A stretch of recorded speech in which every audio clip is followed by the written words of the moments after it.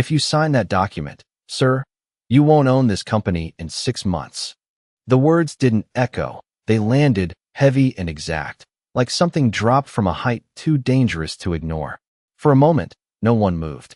The glass-walled boardroom on the 42nd floor held its breath, the late afternoon sun stretching long bars of gold across the polished table, catching on silver pins, tablet screens, and the frozen expression of Daniel Whitmore. His hand hovered midair, Mont-Blanc pen poised just inches above a signature line worth $2.3 billion. Around him, executives shifted in their seats, subtle at first, tightened shoulders, a blink held a second too long. Then stillness again, the kind that doesn't come from calm, but from impact. Daniel didn't look up right away. He smiled instead, a slow, practiced curve of the lips that had closed deals across continents. "I'm sorry," he said, voice smooth, controlled. "Did someone forget to close the door?" A few quiet chuckles rippled through the room, cautious, loyal. Then he lifted his eyes and saw her, standing near the far wall, just inside the threshold, a cleaning cart beside her like an afterthought. Ava Brooks, dark navy uniform, latex gloves tucked into her back pocket, a badge clipped crookedly to her chest that read facilities. She didn't move, didn't apologize. Her posture was steady, shoulders squared but not tense, as if she had already measured the cost of speaking and paid it. "I said," she repeated, voice calm, unshaken, "that clause transfers post-merger liability entirely onto your company. If anything goes wrong, fraud, breach, regulatory failure, you take the full hit." The air shifted. Not louder, not sharper, just different. One of the junior analysts leaned forward, fingers brushing the edge of the contract. Another glanced at page numbers, flipping too fast, missing them, flipping back. Daniel's smile didn't fade, but something behind it tightened, almost imperceptibly. "And you came to that conclusion," he said slowly, setting the pen down with deliberate care. "While doing what exactly?" Ava's eyes didn't drop. "While reading," she said. No attitude, no edge, just fact. A faint hum from the ceiling vents filled the silence that followed, the kind of sound no one notices until everything else stops. Daniel leaned back in his chair, the leather creaking softly beneath him, and for the first time, he really looked at her, not past her, not through her, but at her. The woman who cleaned the floors of his building was now standing in the center of his most critical deal of the year, speaking as if she belonged in the room. And somehow, no one had told her she didn't. The room did not erupt, it constricted, like air being slowly pulled out through a crack no one could see. And Ava felt it in the quiet shift of weight, in the way expensive shoes adjusted under the table, in the faint scrape of a chair that someone tried to silence halfway through, because suddenly every movement felt too loud for what had just been said, and yet she stood exactly where she was, one hand resting lightly on the edge of her cleaning cart, fingers still, breath measured, as if she had done this before, even though nothing in her life had ever placed her here. Not in a room where a single signature could move more money than her entire neighborhood would see in a lifetime. Not under lights that made every surface shine except the people who worked after hours to keep it that way. But she had seen the document, hours earlier, folded slightly wrong in the printer tray like something that had been handled too quickly, and something about it had pulled her in, not curiosity, not exactly, more like recognition. The same quiet instinct that had followed her through years of reading things people assumed she would never understand. Late nights at a kitchen table with borrowed textbooks, highlighters running dry, her mother asleep in the next room with overdue notices stacked neatly beside the sink.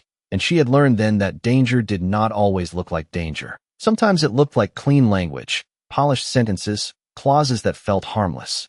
Until you read them twice, and then a third time. And by the time Daniel Whitmore reached for his pen, she had already read that clause 4 times, each passed slower than the last, until the structure revealed itself like a trap hidden in plain sight. And now every eye in the room was either on her or pretending not to be, and Daniel finally leaned forward again, elbows on the table, fingers interlocked, studying her with a kind of patience that was not patience at all, but calculation, as if he were deciding whether she was a problem or a distraction. "Do you have any idea?" he said, voice lower now, quieter, which somehow made it carry further, How many people reviewed this contract before it reached this table?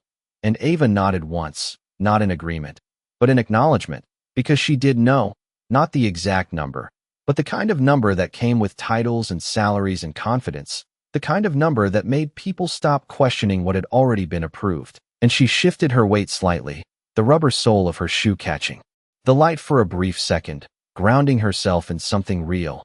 Enough to miss it, she replied. And that was when a few heads turned fully, no longer pretending.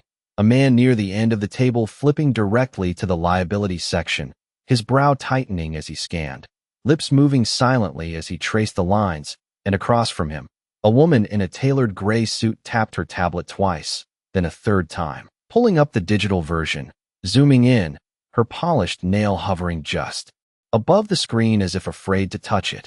And Daniel's gaze flickered, just for a fraction of a second, toward them, then back to Ava, measuring the shift, recalibrating, because something had changed, not loudly, not dramatically, but enough, and Ava felt it too, not as victory, not even as relief, but as a narrowing of focus, like everything outside this moment had faded, leaving only the words she had read and the truth they carried. And for the first time since she spoke, she took a single step forward, not past her place, not into the center of the room, just enough to close the distance by a few inches, enough to make it clear she was not retreating, and the fluorescent lights above hummed softly, steady, indifferent, as if they had seen this before, someone overlooked, someone speaking, and the room deciding whether to listen or to silence them. And somewhere in that quiet, a page stopped turning, a breath caught, and the deal that had seemed certain minutes ago now sat on the table, waiting, not for a signature, but for the truth to be acknowledged. Daniel did not reach for the pen again, not yet, and that alone shifted the gravity of the room more than any raised voice could have, because men like him did not pause without reason, and now every second stretched longer than it should have, the kind of silence that forces people to confront what they would rather move past. And he turned his head slightly, just enough to catch the eye of Gregory Hale, his chief legal officer, a man who had built a reputation on precision, on never missing the fine print, on being the one others relied on when numbers turned into risk. And Gregory straightened almost immediately, as if the weight of that look had reached him before the motion did, his fingers already moving across the document, slower now, deliberate, no longer scanning but dissecting, while Daniel leaned back again, one hand resting lightly against the edge of the table, tapping once, then stilling, his expression unreadable but no longer amused. And Ava watched without staring, her gaze steady but not confrontational, as if she understood that this moment was no longer about her being believed, but about the truth revealing itself without her needing to push it further. And around them, the executives who had laughed minutes ago now avoided each other's eyes, their confidence thinning in the quiet, replaced by something less certain, something closer to caution. And Gregory cleared his throat softly, not to speak yet, but to buy time, his thumb pressing into the margin of the page where the clause sat, buried beneath layers of language that sounded protective until they were not. And Daniel's voice came again, quieter than before. Walk me through it, not to Ava, not directly, but into the space between them, as if testing whether she would step forward again or retreat now that the room had turned. And Ava did not move closer this time. She simply spoke, her voice even, measured. Section 14, subsection C, third paragraph. It looks like a standard liability allocation, but the phrasing shifts the burden after the merger is finalized, not during negotiation, which means any future claim defaults to your entity regardless of origin. And as she spoke, Gregory's eyes tracked each word, his lips tightening as the structure unfolded exactly as she described. And across the table, the woman with the tablet inhaled sharply, almost inaudible, but enough. And Daniel's fingers pressed flat against the wood now, no longer tapping, grounded, as if anchoring himself to the reality forming in front of him. And for the first time, there was no performance in his posture, no calculated ease, just focus, sharp and narrowing. That is not how it was explained to me, he said, not accusing, not yet, but the edge was there, subtle, controlled. And Gregory finally spoke, his voice lower than usual, stripped of its usual certainty.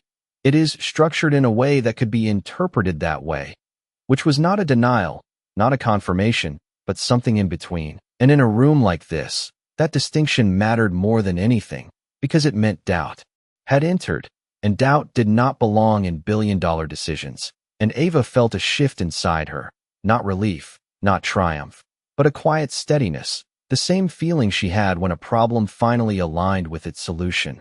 When something hidden became clear, and she rested her hand fully on the cart now, grounding herself again, the cool metal handle steady beneath her palm, while Daniel's gaze moved from Gregory back to the document, then finally, back to her, and this time there was no trace of dismissal in it, only assessment, as if recalibrating everything he thought he understood about the room, about the deal, about her. And the late afternoon light had shifted slightly, casting longer shadows across the table, stretching past the pages, past the hands that hovered above them, and into a space that, moments ago, had been certain, but now held something else entirely, something unresolved, waiting to be faced. No one laughed this time, and that absence echoed louder than anything that had come before, because the room had crossed an invisible line, the kind that cannot be uncrossed once doubt has settled into the corners, and Daniel felt it, not as a loss of control, but as a shift in terrain, like stepping onto ground that looked solid until it was not. And he straightened slowly, shoulders squaring. The authority still there, but no longer unquestioned, and his voice, when it came, carried a sharper edge, not directed at Ava alone, but at the situation unraveling in front of him. "So you are telling me," he said, eyes fixed on Gregory now, "that a clause buried in a 200-page contract could transfer unlimited liability to this company after closing, and no one flagged it." And Gregory did not answer immediately, which in itself was an answer, his silence stretching just long enough to confirm what words might soften. And across the table, someone shifted papers again, slower this time, as if hoping the movement itself might rewrite what they were seeing, but it did not. And Ava remained where she stood, not stepping forward again, not retreating, her presence steady in the periphery of a room that had finally started to revolve around the truth instead of the titles. And one of the senior partners, a man with silver hair and a voice that usually carried certainty, cleared his throat and leaned in. "It is possible the language was strategically framed by the opposing counsel," he said carefully, choosing each word as if it might cut him if handled too quickly. And Daniel's jaw tightened just enough to register, his gaze flicking back to the contract, then to Ava, then back again, recalculating, because the narrative he had walked into this room with was no longer intact, and Ava could feel the tension shift again, not toward her this time, but outward, toward the deal itself, toward the people who had built it.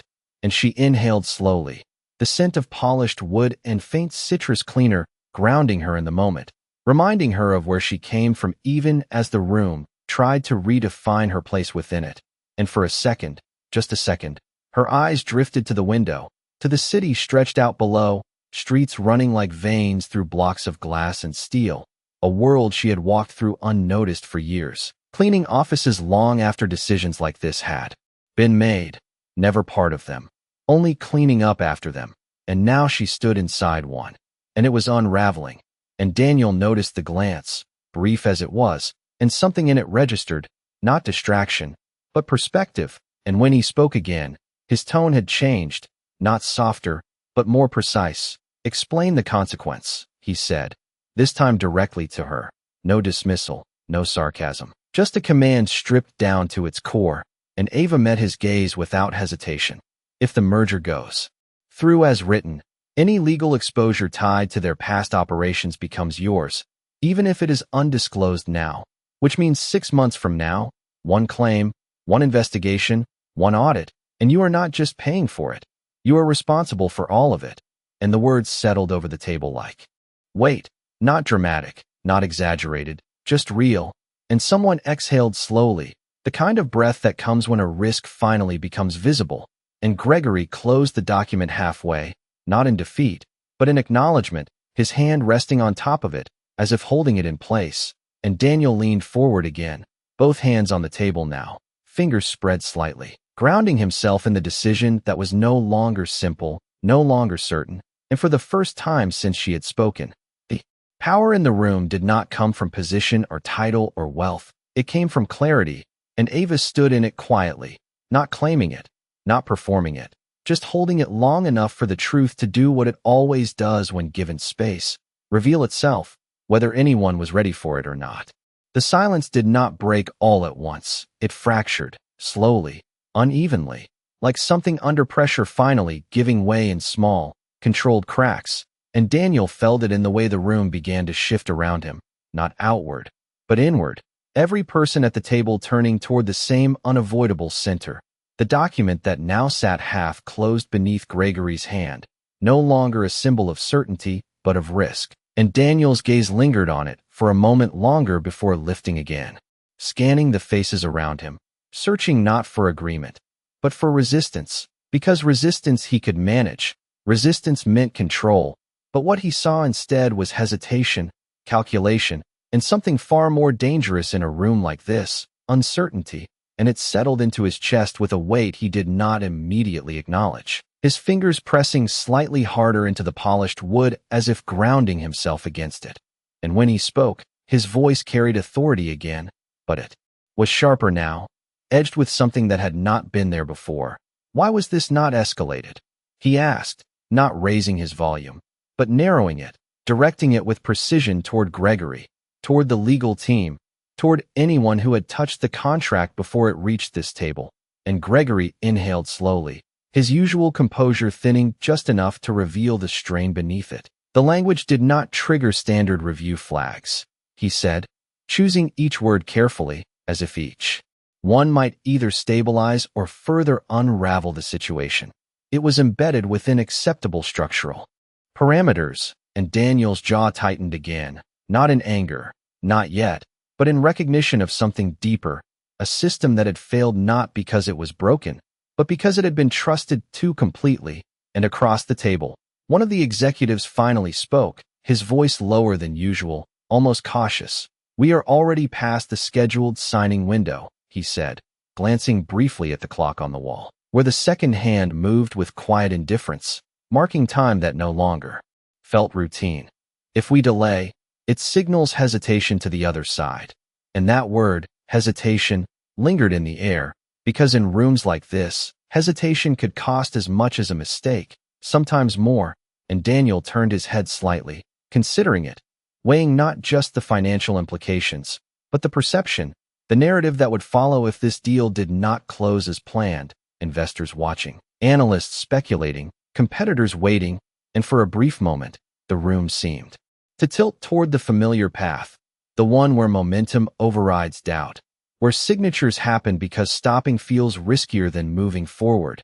And Ava saw it, not in his words, but in the subtle shift of his posture, the way his hand moved just slightly toward the pen again, and something inside her tightened, not fear, not regret, but the recognition that truth alone was not always enough, that sometimes it had to be held, reinforced, spoken again even when it had already been said. And she stepped forward one more time, not abruptly, not aggressively, just enough to interrupt the trajectory that was forming, her voice steady but firm. "Delaying a signature is not the risk," she said, and the room stilled again, attention snapping back toward her. "Signing something you do not fully understand is," and the words did not challenge him. They anchored the moment, pulled it back from the edge of assumption. And Daniel's hand stopped, hovering just above the pen now, the distance between decision and doubt reduced to inches, and he looked at her again, really looked, not as an interruption, not as a disruption, but as a variable he had not accounted for. And for the first time since she had spoken, there was no dismissal left in his expression, only focus, sharpened by the realization that the control he valued so highly did not come from moving quickly, but from knowing exactly what he was moving into, and around them. The room held its breath again, not in shock this time, but in anticipation, waiting to see which direction power would choose when faced with truth that refused to step aside. The pen did not move, and that stillness stretched into something heavier than silence, something almost physical, like the air itself had thickened around the table, and Daniel remained exactly where he was, hand hovering, eyes fixed not on the contract this time, but somewhere just beyond it, as if recalculating everything that had led him to this exact second, and no one spoke. Not Gregory, not the executives, not even the ones who had been quick to fill space before, because now there was nothing left to fill it with. Only the quiet weight of a decision that could no longer hide behind momentum. And Ava felt the shift settle fully, not as tension anymore, but as pause, a true pause, the kind that rarely existed in rooms like this, where time was usually compressed into action, not reflection, and she let her hand fall gently from the cart, resting at her side, her shoulders easing just slightly, not in relief, but in acceptance of whatever came next, because she had said what needed to be said, and the rest no longer belonged to her. And Daniel finally exhaled, a slow, controlled breath that seemed to release something he had been holding beneath the surface. And when he moved, it was not toward the pen, but away from it, his fingers closing loosely before resting flat against the table again, grounding himself not in action, but in clarity, and he turned his head toward the window for just a moment. The city stretching endlessly below, cars moving in thin lines, people reduced to motion and pattern, and from this height, everything looked controlled, predictable, almost simple, but he knew better. He had built his entire life on understanding what could go wrong beneath that surface.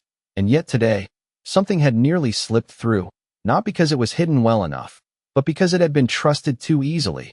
And he turned back, his gaze sharper now, not defensive, not reactive, but focused in a way that carried a different kind of authority, one not built on speed, but on precision. And when he spoke, his voice was quieter than before, but it carried further, because everyone was listening now, truly listening. "We are not signing today," he said, and the words landed clean, without hesitation, without room for reinterpretation, and no one interrupted, no one argued, because the decision had already settled into the room before he said it. And Gregory nodded once, almost imperceptibly, as if acknowledging not just the delay, but the necessity of it. And across the table, the executives shifted again, but this time the movement was different, not restless, not uncertain, but recalibrating, adjusting to a new reality that had formed in the span of minutes. And Ava stood still, not reacting outwardly, but feeling the quiet impact of what had just happened, not as victory, but as confirmation that truth, when held long enough, could change direction, even in rooms designed to move forward at all costs. And the fluorescent lights above continued their soft, steady hum, indifferent to the shift that had just taken place beneath them, casting the same even glow across the table, the documents, the faces that now carried something new. And Daniel's eyes moved once more, not across the room this time, but directly to Ava, holding there for a moment longer than before, not questioning, not dismissing, but recognizing. And in that look there was something unspoken, something that did not need to be said aloud, because the room itself had already heard it, felt it, and now carried it forward in the quiet that followed, a quiet that no longer felt empty, but earned, like the still air after something important has finally been understood. The decision settled into the room like something irreversible, and yet it did not end anything. It revealed it, layer by layer, like a surface finally stripped of its polish. And Daniel remained standing at the head of the table for a moment longer than necessary, his gaze lowered to the contract again, but this time not scanning, not searching, simply seeing it for what it was, a document that had nearly rewritten the future of his company without his full understanding. And that realization did not sit lightly. It pressed inward, demanding accountability, demanding clarity, and he reached forward slowly, closing the document completely now, the soft thud of paper against wood carrying more finality than any signature could have. And Gregory straightened across from him, already adjusting, already recalculating next steps. But there was something different in his posture too, less certainty, more caution, as if the ground beneath his expertise had shifted just enough to remind him that even precision has limits. And Daniel's voice came again, controlled but unmistakably firm. "I want a full audit of every clause in this agreement," he said, his eyes moving deliberately from one executive to the next, not skipping anyone, not allowing anyone to retreat into silence. Line by line, no assumptions, no shortcuts. And there was no hesitation in the responses this time, only quiet nods. immediate compliance, because the room understood now that this was no longer about closing a deal. It was about correcting a failure, and Ava stood where she had been, still near the edge, still beside the cart that no longer defined her presence in the same way it had when she walked in, and for a moment, she considered stepping back, returning to the quiet invisibility she had known so well. The safety of not being seen. But something held her in place, not ambition, not expectation, just the quiet sense that leaving now would be incomplete, like walking away before a sentence had fully formed, and Daniel turned toward her again, fully this time, his attention no longer divided, no longer filtered through assumption, and the room followed that movement, every eye shifting with his, settling on her not as an interruption, but as part of the equation now, and he studied her for a brief second, not searching for weakness, not measuring her against anything, but acknowledging what had already been proven, and when he spoke, his voice carried none of the earlier dismissal, only directness. "How did you catch it?"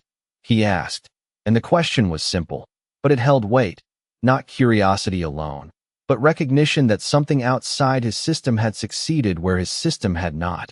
And Ava paused, not because she did not know the answer, but because the answer itself felt too small for the moment, too ordinary for what it had uncovered, and she shifted her weight slightly, the soft sound of her shoe against the floor grounding her again.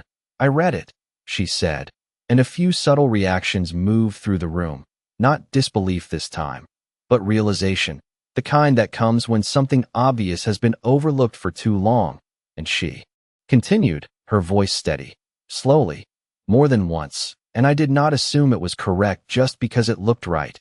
And that was it. No embellishment, no attempt to elevate herself, just the truth." And Daniel held her gaze for a moment longer, absorbing it, not as a challenge, but as a lesson, one that did not come from position or experience, but from approach, from the willingness to question what others accept. And he nodded once, a small, controlled motion, but unmistakable in its meaning. And in that moment, something shifted again, quieter than before, deeper, not in the room, but in the space between them, a recognition that did not need to be spoken aloud, because it had already changed the direction of everything that would come next. No one returned to their seats immediately, not fully, because something in the room had shifted beyond routine, beyond agenda, and even as laptops were slowly closed and documents gathered into neat stacks, there was a hesitation in every movement, as if leaving too quickly would dismiss what had just taken place. And Daniel remained where he was, one hand resting lightly on the closed contract, the other at his side, his posture no longer commanding the room, but holding it in a different way, quieter, more deliberate, and Ava felt the moment stretching, not uncomfortably, but with a kind of weight that asked to be acknowledged, and she finally reached for the handle of her cardigan, fingers wrapping around the cool metal as if returning to something familiar, something grounding, and she turned slightly, just enough to signal that she understood her place had always been temporary here, that whatever had happened did not rewrite where she stood in the structure of this building. And the wheels of the cart shifted an inch against the floor, a soft sound that should have gone unnoticed, but did not, because Daniel looked up at it immediately, his attention catching that small movement as if it carried more meaning than it should, and for a brief second, neither of them spoke. The distance between them filled not with tension, but with something unresolved, something that had not yet found its words. And Daniel took a step forward, not toward the head of the table, not toward the executives, but toward her, closing the space that had always separated their roles. And the room quieted again, instinctively, as if recognizing that this part mattered just as much as the decision that had come before. And when he spoke, his voice was different now, not lowered in authority, but stripped of the distance it had carried earlier. "Do you have any formal training in contract law?" he asked, and the question was not a test, not a challenge, but an attempt to understand the foundation behind what he had just witnessed. And Ava shook her head once, a small, honest motion. "Not formally," she said, and then after a brief pause, "I studied it for a while, before I had to stop." And she did not explain further, did not offer details that might justify her presence, because she had learned long ago that explanations do not always change how people see you. And Daniel nodded slowly, absorbing that, not pressing for more, but understanding enough, and he glanced briefly at the cart, then back at her. The contrast between them no longer something he ignored, but something he fully saw, and for a moment, it seemed like he might say something else, something more formal, something that would fit the structure of the room they were standing in, but instead, he exhaled quietly, the sound almost lost in the hum of the lights above, and when he spoke again, the words were simple, unadorned, "Thank you." And the room held that sentence in silence, because it did not come easily from someone like him, not in front of others, not directed toward someone who, an hour ago, had been invisible to him. And Ava did not react immediately, not out of disbelief, but because the moment itself did not require a response. It did not need to be expanded or explained. It simply existed, clear and complete, and she gave a small nod in return, not lowering her gaze, not elevating herself, just meeting the moment where it was. And then she adjusted her grip on the cart again, turning fully this time, beginning to move toward the door at the far end of the room, her steps quiet, measured, the same way she had walked into countless spaces before, unnoticed. But this time, the room did not return to its previous rhythm as she left. It remained still for a second longer, as if holding on to the echo of what had just changed, and Daniel watched her go, not out of obligation, but out of recognition, understanding now that value does not always arrive in the form you expect, and sometimes, the person who changes the course of everything is the one you almost asked to leave. The door did not close loudly behind her. It settled into place with a soft click that barely registered. But the moment it did, the room exhaled in a way it had not allowed itself to before. And yet the silence did not disappear. It followed her out, lingering in the space she had just left, as if something of her presence had reshaped it permanently. And Ava walked down the hallway with the same steady pace she had always carried, the wheels of her cart rolling quietly beside her, the faint hum of fluorescent lights overhead blending with the distant rhythm of elevators opening and closing somewhere beyond the corner. And for a moment, everything felt exactly as it had before, familiar, predictable, the kind of quiet routine that asks nothing from you except to continue. And yet something inside her had shifted, not in a way that demanded attention, not in a way that needed to be spoken, but in the quiet recognition that she had not stepped outside her place. She had simply stood, fully inside herself, and that had been enough. And behind her, inside the boardroom, Daniel remained standing for a few seconds longer than anyone else, his eyes still on the door, as if the space it framed now held more meaning than the deal that had been left and signed on the table. And when he finally turned back, the room felt different, not because the people had changed, but because the assumptions had. And he walked slowly back to his seat, not rushing, not filling the silence with immediate directives, allowing the weight of what had happened to settle fully before moving forward. And Gregory was already reviewing the document again, more carefully now, each page turned with intention, no longer trusting familiarity to guide him, while the others began to gather their things in a quieter, more deliberate rhythm. Conversations muted, thoughts turned inward, and Daniel placed his hand once more on the closed contract, not to sign it, not even to open it again, but simply to feel its presence, a reminder of how close certainty can come to being wrong when it is not questioned. And he glanced briefly at the empty space near the door where Ava had stood, the cleaning cart no longer there, the floor already reflecting the overhead lights with the same polished clarity it always had. And yet it did not look the same, because now he knew who had been there, who had seen what others had missed, and why it mattered. And he straightened slightly, his posture returning, but not identical to what it had been before. There was something added now, something quieter, less visible, but more grounded. And when he spoke again, it was not to the room as a whole, but to Gregory, his voice measured, certain in a different way. "When the review is complete, I want her included in the next discussion," he said.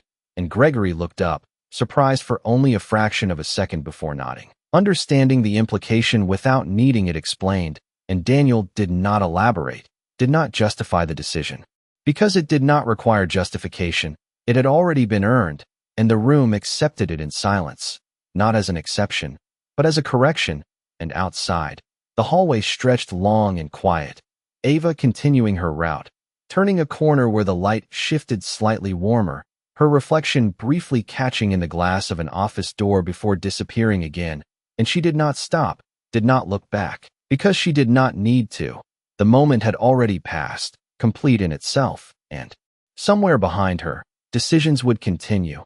Meetings would be rescheduled, documents rewritten, but what remained would not be written in those pages. It would exist in something less visible, in the pause before a signature, in the second look at a line that seemed too easy, in the understanding that value is not defined by position, and that sometimes the quietest voice in the room is the one that carries the truth. And as Ava pushed the cart forward, the soft sound of its wheels, blending into the steady rhythm of the building, the light above her steady and constant. There was no announcement, no applause, just the quiet, undeniable presence of something that had been seen, acknowledged, and would not be unseen again.